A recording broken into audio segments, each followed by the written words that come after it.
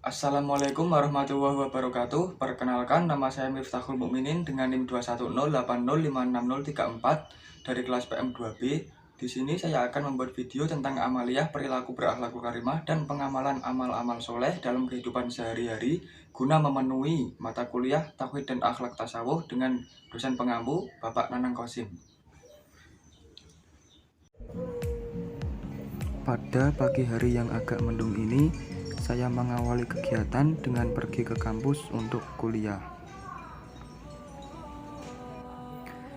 Setelah pulang kuliah, saya pun bergegas ke masjid untuk melaksanakan ibadah sholat duhur.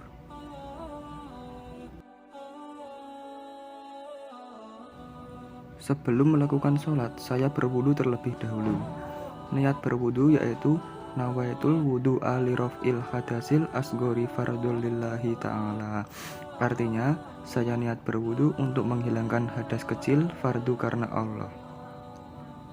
Nabi Muhammad SAW bersabda, barang siapa berwudu dan membaguskan wudunya atau menyempurnakan wudu dengan memperhatikan fardu dan sunnah-sunnahnya, maka keluarlah dosa-dosa dari jasadnya hingga keluar dari bawah kuku-kukunya.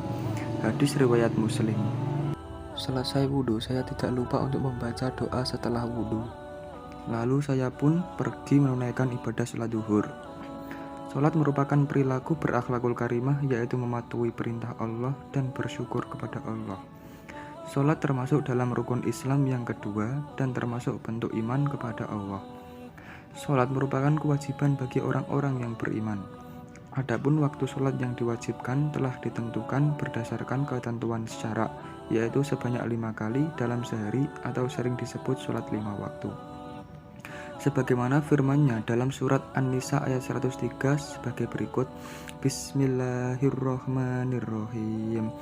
Innas sholata kanat 'alal mu'minina kitaban mawquta. Artinya, sungguh, sholat itu adalah kewajiban yang ditentukan waktunya atas orang-orang yang beriman.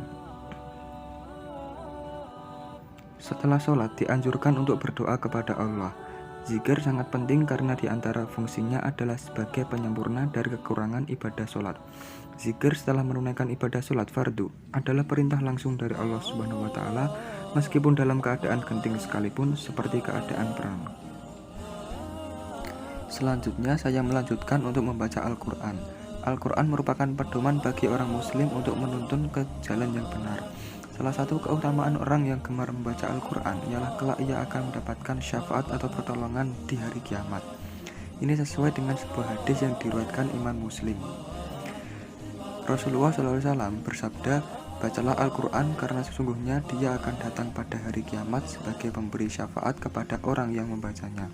Hadis riwayat Muslim. Setelah selesai mengaji, saya melihat lantai masjid kotor dan saya pun membersihkannya. Rasulullah SAW yang menekankan bahwasanya setiap muslim haruslah senantiasa menjaga kebersihan diri dari lingkungannya, karena kebersihan adalah sebagian daripada iman.